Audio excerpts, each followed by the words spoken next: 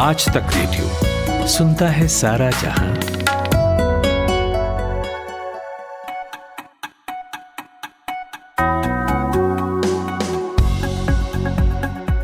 Hello, good morning. 6 अक्टूबर की सुबह हो चुकी है, दिन है शुक्रवार और आप सुन रहे हैं आज तक रेडियो का मॉर्निंग न्यूज़ पॉडकास्ट आज का दिन। शुरुआत करेंगे राष्ट्रवादी कांग्रेस पार्टी के भविष्य से। आज चुनाव आयोग ये फैसला करेगी कि पार्टी का नाम और निशान किस गुट को मिलेगा, अजीत पवार या शरद पवार। जानेंगे इस फैसले का दोनों गुटों पर कितना असर पड़ेगा। और आगे एनसीपी के बाद बात करेंगे बीएसपी की। यूपी की सभी पार्टियों की नजर बसपा के दलित वोट बैंक पर है। बसपा अपनी जमीन कैसे बचाएगी, स्ट्रैटेजी को डिकोड करेंगे। और कई देश ये आरोप लगाते रहे हैं कि भारत में बने कप सिरप से बच्चों की मौत हो रही है, लेकिन पहली बार सेंट्रल एजेंसी ने ये बात कही है कि कुछ कंपनी के कप सिरप में जहरीले तत्व पाए गए हैं। तो इस रिपोर्ट पर भी बात होगी, लेकिन सबसे पहले सूरज कुमार से सुनिए 60 सेकंड्स हेडलाइंस।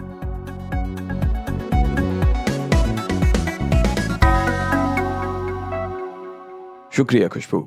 राजौरी में शूटिंग प्रैक्टिस के दौरान मेजर ने साथियों पर की फायरिंग, 3 अफसर सहित 5 जवान घायल। आर्मी ने कहा गलती से हुआ हादसा।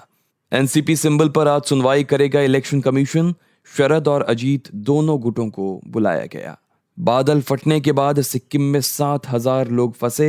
इंडियन एयरफोर्स के हेलीकॉप्टर से हो रहा रेस्क्यू। 5 राज्यों में चुनाव से पहले किसानों पर फोकस। किसान निधि 6,000 से बढ़ाकर 8,000 रुपए करने की तैयारी। मुंबई के गोरेगांव में 6 मंजिला इमारत में लगी आग, 6 लोगों की मौत, 30 का रेस्क्यू। सीरिया की मिलिट्री एकेडमी पर ड्रोन से हमला, 100 की मौत, 100 से ज्यादा घायल। यूक्रेन के गांवों पर रूस ने रॉकेट से किया हमला, 51 लोगों की मौत।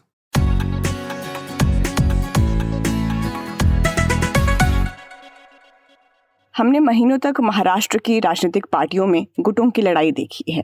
पहले शिवसेना, उसके बाद राष्ट्रवादी कांग्रेस पार्टी। एनसीपी की खींचातानी में आज एक नया अध्याय लिखा जाएगा। चुनाव आयोग आज ये तय करेगी कि पार्टी का नाम और निशान किसके पास रहेगा। बताया जा रहा है कि शरद पवार गुट की ओर से करीब 8 से 9 हजार हलफनामे दाखिल किए गए हैं और अजित पवार गुट की ओर से हलफनामों की संख्या इससे कम है। शरद पवार गुट की ओर से कल दिल्ली के कॉन्स्टिट्यूशन क्लब में कार्य समिति की बैठक भी बुलाई गई थी, जिसमें इस बात पर चर्चा की गई कि अगर आयोग का फैसला उनके खिलाफ आता है तो इसका पार्टी पर क्या असर पड़ेगा। वैसे सुनवाई से पहले शरद पवार ये कह चुके हैं कि पार्टी का नाम और निशान रहे या जाए, इस बात की उन्हें चिंता नहीं है। वो 5 बार अलग अलग चुनाव चिन्ह के साथ लड़ चुके हैं और जीत चुके हैं। इस बयान से क्या ये इशारे मिलते हैं कि शरद पवार मान चुके हैं कि उन्हें घड़ी के निशान और राष्ट्रवादी कांग्रेस पार्टी के नाम से हाथ धोना पड़ सकता है? पूछा मैंने मुंबई में मौजूद आज तक रेडियो रिपोर्टर ऋत्विक भालेकर से।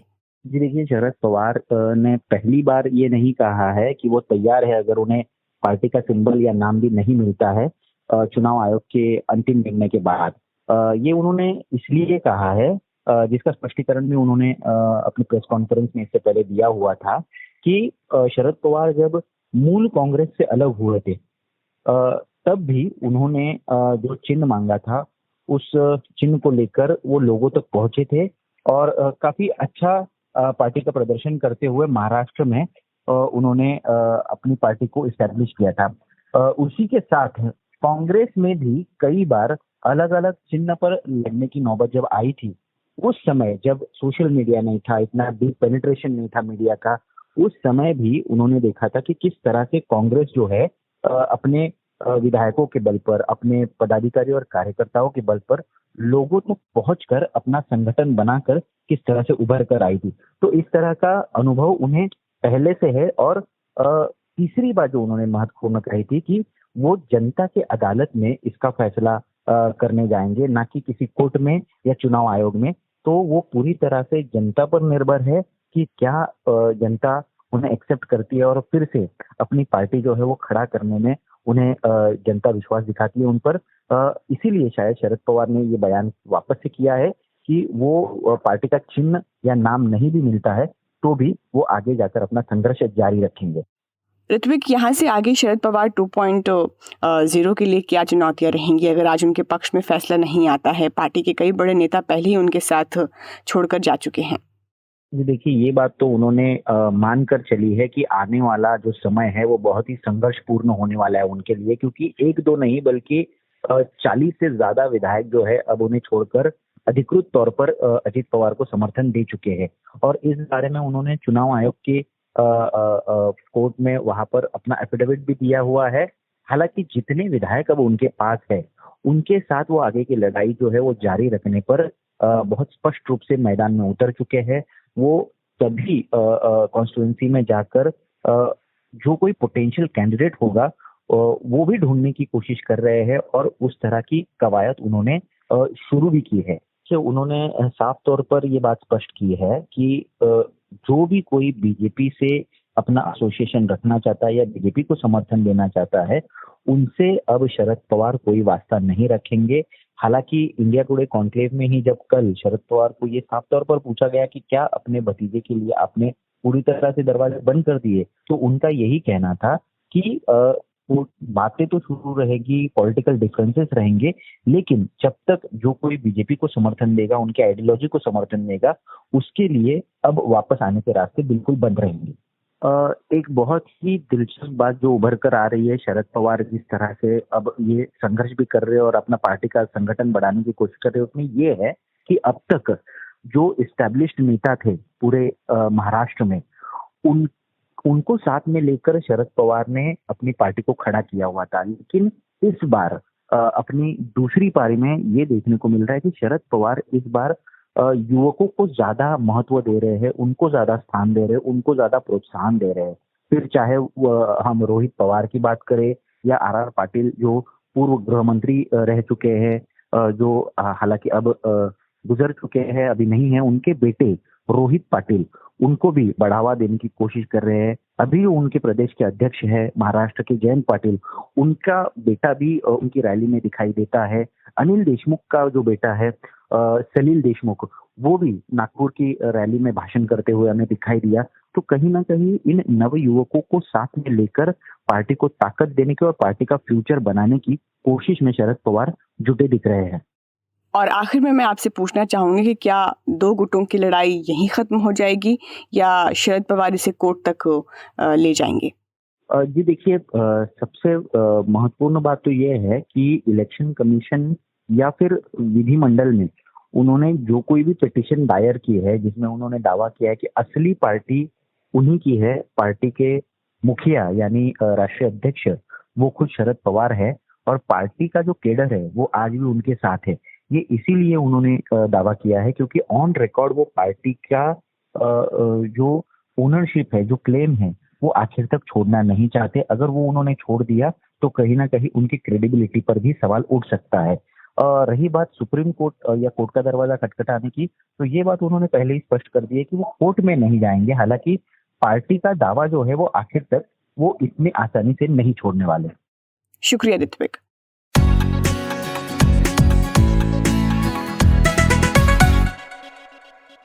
इसी साल अपने जन्मदिन के मौके पर बहुजन समाजवादी पार्टी की प्रमुख मायावती ने कहा था कि जब तक चुनाव बैलेट पेपर से होते थे तब तक बसपा को वोट भी मिल रहे थे और पार्टी सीटें भी जीत रही थी।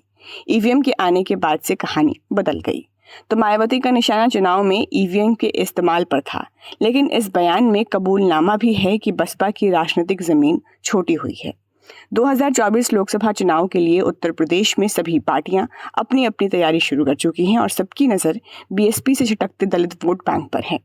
2007 के विधानसभा के चुनाव के बाद से बसपा का वोट शेयर चुनाव दर चुनाव घटता रहा है। उस बरस बसपा को राज्य में 36% वोट मिले थे और तब पार्टी ने राज्य में सरकार बनाई थी। वहीं 2022 के विधानसभा चुनाव में पार्टी को सिर्फ 13% वोट मिले थे, जो एक सीट पर जीत में कन्वर्ट हो सका। वर्तमान में पार्टी अस्तित्व बचाने की लड़ाई में जुटी हुई है। इसकी तैयारियों पर भी बात करेंगे, लेकिन सबसे पहले राज्य की तस्वीर को समझने की कोशिश करते हैं। यूपी में दलित वोट बैंक के ऊपर फिलहाल किस पार्टी की कितनी पैठ है, पूछा हमने लखनऊ में मौजूद आज तक रेडियो रिपोर्टर कुमार अभिषेक से। उत्तर प्रदेश में सबसे ज्यादा अगर किसी वोट की मारामारी इस वक्त है तो वो है दलित वोट की। सभी दल दलित वोटों को अपनी तरफ करने में जुटे हैं कि हर हाल में दलित उनकी तरफ आए।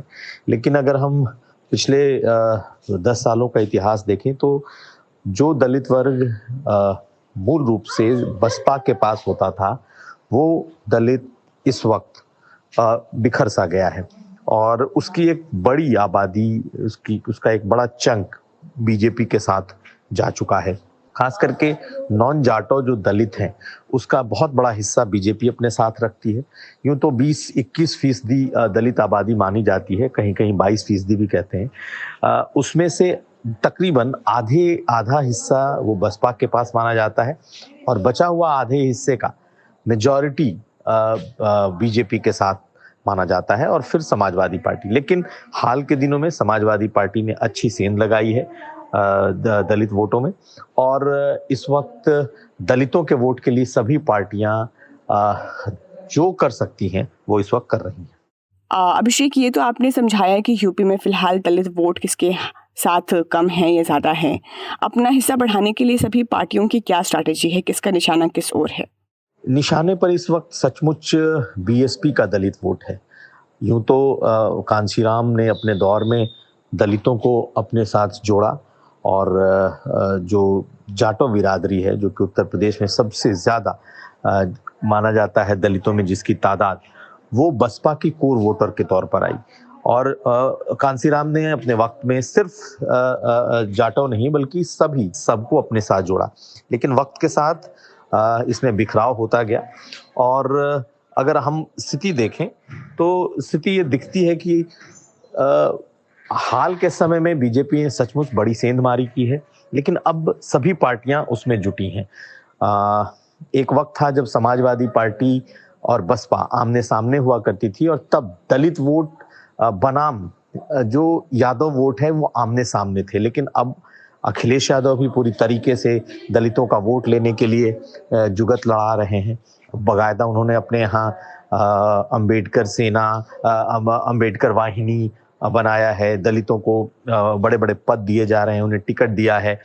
खास करके जो कांशीराम के मिशन से जुड़े हुए लोग रहे हैं उन्हें अखिलेश यादव अपने साथ जोड़ रहे हैं। ऐसे लोग जो बसपा में हाशिए पर चले गए या ऐसे नेता जिन्हें बहुत तवज्जो नहीं मिली, ऐसे नेता जिन्हें मायावती ने निकाल दिया, अखिलेश यादव ऐसे नेताओं को अपने साथ जोड़ रहे हैं। ये उनकी बहुजन को अपने साथ जोड़ने की एक स्ट्रेटजी है।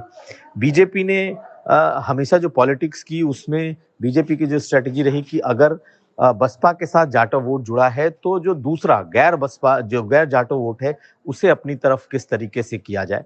तो बीजेपी उसमें महारत उसकी रही और उसने बड़ी तादाद अपने साथ जोड़ ली।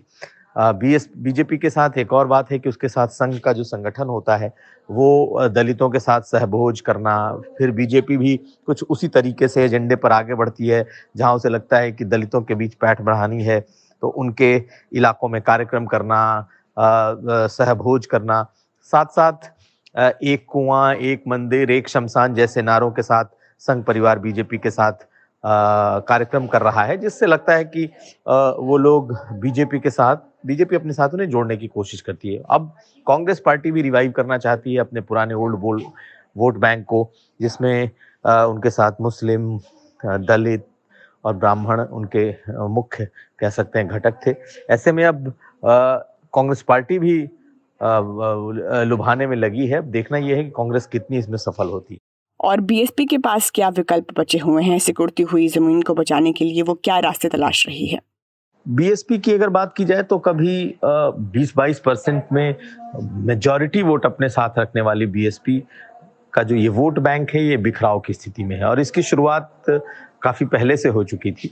एक वक्त था जब पूरे तरीके से ये वोट कंसोलिडेटेड होता था, जब कांशीराम थे, मायावती जब मुख्यमंत्री होती थी, लेकिन पिछले 10 सालों में इसमें बिखराव आया है और लगातार जो बिखराव है बड़ा चंक बीजेपी के साथ गया, क्योंकि बीजेपी ने उन्हें लुभाया, उन्हें गैर जाटो एक ब्लॉक बनाया, जिसकी वजह से बीजेपी की तरफ जो दूसरी दलित जातियां हुई उनका झुकाव हुआ।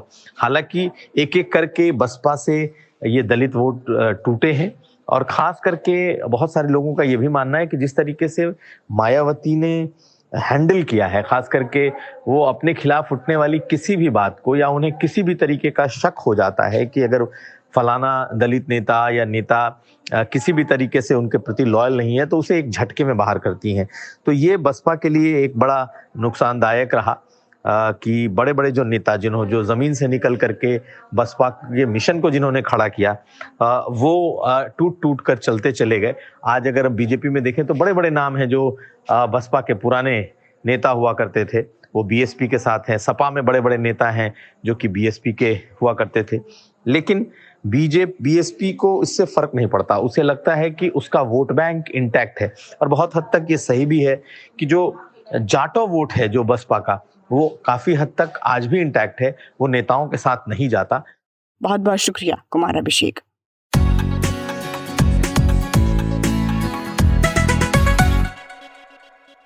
और भारत में बनने वाली नकली दवाओं और कफ सिरप को लेकर पिछले कुछ महीनों में लगातार सवाल उठते रहे हैं। वर्ल्ड हेल्थ ऑर्गेनाइजेशन कुछ भारतीय कफ सिरप को लेकर अलर्ट भी जारी कर चुका है। सरकार की तरफ से नियमों में बदलाव किया गया। 1 जून 2023 से ये तय हुआ कि बिना सरकारी लैब में जांच किए कोई भी कंपनी दवाओं को विदेश नहीं भेज सकती है। ये आरोप लगे कि भारतीय कफ सिरप की वजह से उज्बेकिस्तान, इजराइल और कुछ देशों में पिछले 1 साल के भीतर 141 बच्चों की जान चली गई है। हालांकि भारत ये दावा करता रहा कि देश के भीतर बनने वाले कफ सिरप पूरी तरह से सेफ हैं, लेकिन central drug standard control organisation ने अपनी मंथली रिपोर्ट में कहा है कि गुजरात की फार्मा कंपनी नॉरिस मेडिसिन्स के कफ सिरप और एंटी एलर्जी सिरप में मानक से ज़्यादा जहरीले केमिकल्स पाए गए हैं। 1 साल के भीतर सेंट्रल एजेंसी की ओर से पहली बार ऐसी कोई बात कही गई है। नॉरिस मेडिसिन्स के कफ सिरप में किस तरह के केमिकल्स पाए गए हैं और ये मामला कितना गंभीर है, पूछा मैंने सीनियर डॉक्टर ईश्वर पी गिलाता से। देखिए, कफ सिरप में जो चीज मिलाई जाती है उसको कहते हैं इथिलीन ग्लाइकॉल या डाइथिलीन ग्लाइकॉल। तो कभी कभी ये चीजें टॉक्सिक हो जाती है, और ये हाथों कफ सिरप में मिलाया गया। पीछे जो आंखों के लिए दवाई थी उसके अंदर भी ऐसा हुआ था, और वो डिस्ट्रॉल स्कैंडल कहते हैं उसे, वो 1988-89 के समय हुआ था। और उस समय भी कुछ लोगों की जान भी गई, ब्रेन में असर हुआ, आंखें चली गई, और ये किडनी पे असर करती थी, किडनी फेलियर हो गया। उसके बाद में एक लेंटिन कमीशन बैठा, उन्होंने सब ये दायरा तय किया। उस समय जो फॉल्ट मिला था वो ये था कि जो आईपी यानी इंडियन फार्माकोपिया होता है, और वो डिसाइड करता है कि कितनी मेडिसिन प्योर है। लेकिन उस समय जो ये डाला था डिसरॉल, वो आईपी जो था वो इंडस्ट्रियल प्योर था।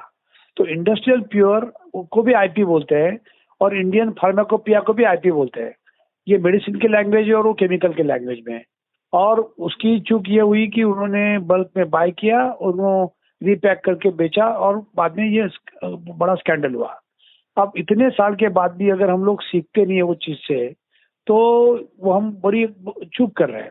दूसरी बात ये है कि जो कफ सिरप का कितना बड़ा दायरा आपने पूछा, ये कुछ कंपनियां ऐसी है कि जो सिर्फ एक्सपोर्ट के लिए बनाती है, इंडिया में बेचती नहीं है।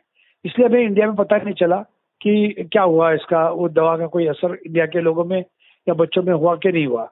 लेकिन जो गाम्बिया में गई और कुछ कंट्री में गई, वहां पता चला। सबसे अच्छी बात यह है कि हमारे यहाँ पे एक जवाबदेही है भारत में। तो भारत में जवाबदेही इसी है कि अगर कुछ होता है तो इन्वेस्टिगेट होता है, और दूध का दूध पानी का पानी आता है, और बाद में बताया जाता है कि ऐसा हुआ था। कई राष्ट्र ऐसे हैं कि जहाँ पे कुछ भी नहीं बताया जाता कि क्या हुआ था। जैसे हाल ही में हम कोविड से गुजर चुके 3 साल, आज तक चाइना ने ये नहीं बताया कि कोविड वहां पे कैसे आया, वहां से बाहर कैसे गया। वो उनकी चूक थी, उन्होंने डेलिब्रेट किया था, वो जानवरों से आया क्या लैब से बना। तो ये दोनों में फर्क है। तो भारत में उतनी पारदर्शिता है, और ये बाहर बताने के लिए भी कतराते नहीं है। डॉक्टर साहब, बार बार भारतीय कफ सिरप पर सवाल उठते रहे हैं, और मैं आपसे इसके प्रोसेस को समझना चाहती हूँ। आखिर इस समस्या की जड़ में क्या है? एडमिनिस्ट्रेशन करने की जिम्मेदारी है, ये होती है हर स्टेट के फूड एंड ड्रग एडमिनिस्ट्रेशन पर, FDA। और फूड एंड ड्रग एडमिनिस्ट्रेशन का काम फूड को भी देखना है और ड्रग को भी देखना है। फूड के अंदर यानी खाने में कोई मिलावट है क्या, दूध में मिलावट है क्या, जो अन्य पेय पदार्थ होते हैं उसमें मिलावट कितनी है, उसके अंदर जो प्रमाण में सब चीज है कि नहीं, वो भी काम उनका है देखना। और दवाइयाँ असली है या नकली है, उसके अंदर कंटेंट क्या है, प्यूरिटी इम्प्यूरिटी कितनी है, ये भी काम उनका है। तो ये डिपार्टमेंट शॉर्ट स्टाफ रहता है और शॉर्ट स्टाफ रहने के कारण उनका ज़्यादा जो ध्यान होता है ये फूड की तरफ होता है, क्योंकि फूड हर एक कोई कंज्यूम करता है, फूड की मात्रा काफ़ी होती है, फूड के पदार्थ बहुत ज़्यादा होते हैं। तो जैसे सेंट्रल गवर्नमेंट के अंदर CDSCO है या drug controller general of India है, उनका काम खाली सिर्फ ड्रग को देखना है, मेडिसिनल ड्रग को देखना है, तो वहाँ पे वो काम सुचारू ढंग से हो सकता है।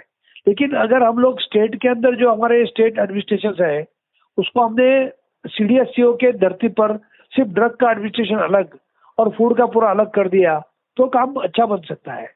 और तीसरी चीज ये है कि लोग क्या करते हैं, छोटा सा प्रॉफिट बढ़ाने के लिए मिलावट कर देते हैं, तो हमें हमारे हर एजेंसी को चौकन्ना रहना पड़ता है। तो ये जो इनके जो अलग अलग स्टेप है कि कहाँ चीज बनती है, या तो उन्होंने बल्क में कहीं से लेकर रीपैकेजिंग किया है, यहाँ रीपैकेजिंग करके अफ्रीका या जो अन्य अलग राष्ट्रों में भेजा है, तो हर जगह वहाँ पे काउंटर चेक चाहिए।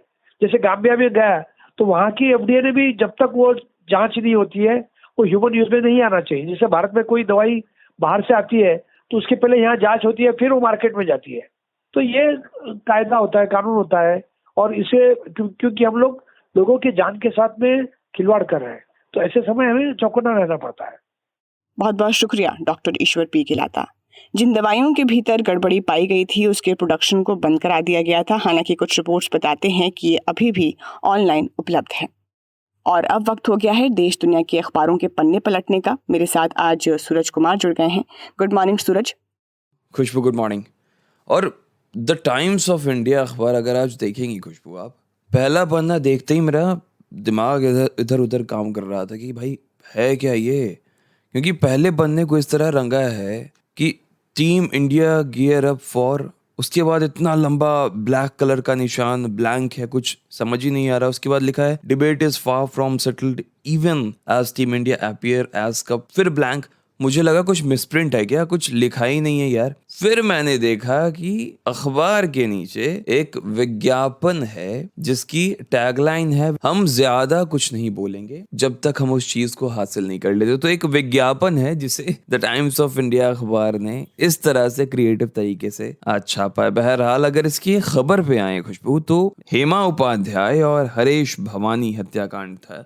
ये आज से 8 साल पहले का हत्याकांड है जिसमें जो हेमा उपाध्याय के पति हैं चिंतन उपाध्याय, उनको पूरी कॉन्स्पिरेसी, इस साजिश को रचने का मास्टरमाइंड बताया गया है और कोर्ट ने उन्हें दोषी भी करार दिया है। हेमा उपाध्याय खुशबू एक बहुत बड़ी आर्टिस्ट है मुंबई की। उनका शव नाला में मिला था 2015 और उनके जो वकील हैं उनका भी शव उनके साथ ही बरामद किया गया था। अगर एशियन एज पर आते हैं तो एशियन एज पर प्रधानमंत्री नरेंद्र मोदी जो कल राजस्थान में थे उनके बारे में खबर है। उन्होंने राजस्थान में ये कहा कि पूरी दुनिया भारत की आवाज सुन रही है लेकिन कांग्रेस को ही दिक्कत है। इसके अलावा सरकारी आयोजन जो था जिसमें उन्होंने कई तरह के प्रोग्राम्स को इनॉग्रेट किया, उसमें अशोक गहलोत जो वहां के मुख्यमंत्री थे वो उपस्थित नहीं थे। उस पर भी उन्होंने तंज कसा कि सरकारी प्रोग्राम में मुख्यमंत्री उपस्थित नहीं है क्योंकि उन्हें पता है कि अगर मोदी आएगा तो सब सही हो जाएगा। अगर दिल्ली गार्जियन देखेंगे तो उसमें भी आपको नरेंद्र मोदी का राजस्थान दौरा आपको पहले नंबर पर दिखाई देता है, जहां पर रेड डायरी कोट करके अखबार ने लिखा है कि पीएम मोदी ने गहलोत सरकार को रेड डायरी जो कि अगेंस्ट वुमेन है, महिलाओं के अगेंस्ट है, उसके लिए उन्होंने स्लैम किया है। अब प्रधानमंत्री नरेंद्र मोदी ने कहा कि महिलाओं के खिलाफ लाल डायरी में कुछ है। बीजेपी आजकल खुद को महिलाओं का हितैषी बता रही है। बीजेपी महिलाओं का वोट बैंक गेन करना चाह रही है और यही हमें मध्य प्रदेश में भी होता दिखता है। जनसत्ता अखबार की खबर है महिलाओं को नौकरियों में 35% आरक्षण, मध्य प्रदेश सरकार ने अधिसूचना जारी कर दी। इसके अलावा जनसत्ता की खबर है कि संजय सिंह को 5 दिन की रिमांड पर भेज दिया गया है। ईडी अब उनसे पूछताछ करने वाली है। अब इनसे तो पूछताछ हो रही है लेकिन जिनसे महीनों से पूछताछ हो रही है, मनीष सिसोदिया जो दिल्ली के पूर्व उप मुख्यमंत्री रहे हैं, उसके खिलाफ कल सुप्रीम कोर्ट ने ईडी से ये पूछा है कि सिसोदिया के खिलाफ जो आप मनी लॉन्ड्रिंग का केस चला रहे हैं वो बना कैसे, सबूत क्या है आपके पास? आप इतने महीनों से पेशी कर रहे हैं, पेशी को टाल रहे हैं, ये कह रहे हैं कि आरोपी है जिसको आपने आरोपी बनाया है वो सबूतों को मैनिपुलेट कर सकता है अगर बाहर आएगा तो, लेकिन ये मामला बना कैसे है पहले ये तो बताइए। तो अब सुनवाई जो है वो 12 अक्टूबर को हो गई है। मैं पायनियर अखबार सूरज पढ़ रही हूँ। केंद्रीय गृह मंत्री अमित शाह ने कल सुरक्षा एजेंसियों से ऐसा साझा दृष्टिकोण अपनाने को कहा है जिससे कोई नया आतंकी संगठन जो है वो पनप नहीं पाए। उन्होंने आतंक पर कठोरता से प्रहार के साथ पूरा ढांचा नष्ट करने को कहा है। तो कल दिल्ली में 2 दिन की आतंकरोधी कॉन्फ्रेंस की शुरुआत हुई थी और उसमें शाह ने जो मौजूदा सुरक्षा चुनौतियां हैं उस पर चर्चा की और इस दौरान ये जो है सुझाव दिया है। जो खुशबू और पायनियर अखबार की मैं हेडलाइन पढ़ता हूँ, एशियाई खेल अब की बार 100 पार के करीब। तो जो मेडल टैली है उसमें भारत का जो टोटल मेडल दिख रहा है वो है 86, जिसमें 21 गोल्ड हैं, 32 सिल्वर हैं और 33 कांस्य पदक हैं। द डेली गार्जियन की सेकंड लीड स्टोरी है कि न्यूज क्लिक वाले मसले पे दिल्ली पुलिस की जो स्पेशल सेल है उसने ये बताया है कि भारत की इंटीग्रिटी को हार्म करने के लिए न्यूज क्लिक ने 115 करोड़ रुपए चीन से लिए थे। उसमें हुआ क्या है, इंटीग्रिटी क्या है इंडिया की इंटीग्रिटी, कि अरुणाचल प्रदेश और कश्मीर को भारत से अलग दिखाने की कोशिश की जा रही है, ऐसा आरोप है। अभी कुछ सिद्ध हुआ नहीं है। इसके अलावा आप देखें तो बीजेपी प्रेसिडेंट जो हैं जेपी नड्डा, उनका कल ये बयान आया है कि बीजेपी वेलफेयर पे तो काम करती है, फ्री बीज पे काम नहीं करती है। और वेलफेयर पे भी किसके वेलफेयर पे? OBC welfare. वही ओबीसी जिसको लेकर आप देखें तो महिलाओं के आरक्षण वाला जो मसला उठा उसमें उनकी चर्चा हुई, जाति जनगणना की जो बात हो रही है उसमें ओबीसी का मसला उठ रहा है जिसको लेके बीजेपी को घेरने की कोशिश है। तो बीजेपी जो अब उसका काट है वो ओबीसी वेलफेयर के तहत निकालने की कोशिश कर रहा है। तो आने वाले समय में हो सकता है जेपी नड्डा के इस बयान से ऐसा लग रहा है हमें देखने को मिले कि बीजेपी कुछ ऐसे स्कीम्स लेकर आ रही है चुनाव से पहले जो ओबीसी को सीधे फायदा पहुंचाए। जो खुशबू अगर विदेशी खबरों की बात करें तो बीबीसी की स्टोरी है कि सीरिया की मिलिट्री एकेडमी पर ड्रोन से हमला हुआ है, 100 लोगों की मौत हुई है, 100 से ज्यादा घायल बताए जा रहे हैं। और ये हमला तब हुआ जब जो ग्रेजुएशन सेरेमनी है वो चल रहा था और उसी दौरान बमबारी और गोलीबारी शुरू हो गई। यूक्रेन से भी खबर है, न्यूयॉर्क टाइम्स में देख रहा था, यूक्रेन के गांव पर रूस ने रॉकेट से हमला किया है, 51 लोगों की वहां मौत हो गई है, एक बच्चा भी शामिल बताया जा रहा है। और जो प्रेसिडेंट हैं ज़ेलेंस्की, उनका इस पर बयान भी आया है, उन्होंने कहा है कि वो इस पर एक्शन लेंगे, जवाब देंगे। और अब चलते चलते आपको बता देते हैं 6 अक्टूबर का इतिहास। भारतीय दंड विधान यानी इंडियन पीनल कोड 1860 में आज ही के दिन पारित हुआ था। 1951 में रूस ने परमाणु हथियारों की होड़ का ऐलान किया था। 2007 में जैसन लुइस ने दुनिया का चक्कर पूरा किया था। 1927 में डायलॉग और बैकग्राउंड संगीत से सजी पहली feature film the jazz singer release हुई थी। 1973 में इसी दिन इजराइल के ऊपर मिस्र और सीरिया के फौजों ने 2 तरफा हमला शुरू कर दिया था।